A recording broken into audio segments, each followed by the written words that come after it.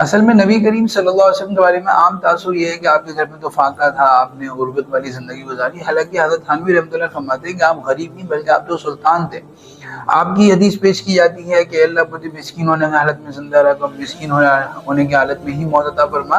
امام بہقی فرماتے ہیں کہ اس سے بڑا تواضع ہے، غربت نہیں ہے۔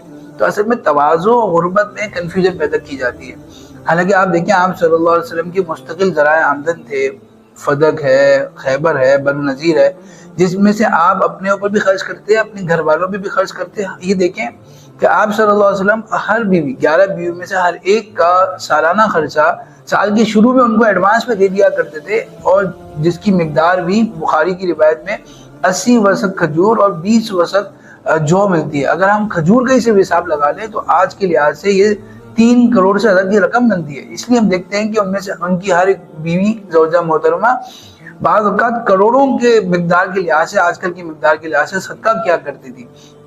تو آپ صلی اللہ علیہ وسلم کی اپنی سواریاں آپ دیکھیں کہ آپ صلی اللہ علیہ وسلم کی 10 گھوڑے، 1 اونٹنی، 3 خچر بھی روایات میں ملتے ہیں۔ تو اس سے معلوم ہوتا ہے کہ مالداری تقوی کے خلاف نہیں اور غربت کو دین کا معیار نہیں۔ اصل تو یہ ہے کہ آپ کس مقصد کے لیے کما رہے ہیں اور کہاں خرچ کر رہے ہیں۔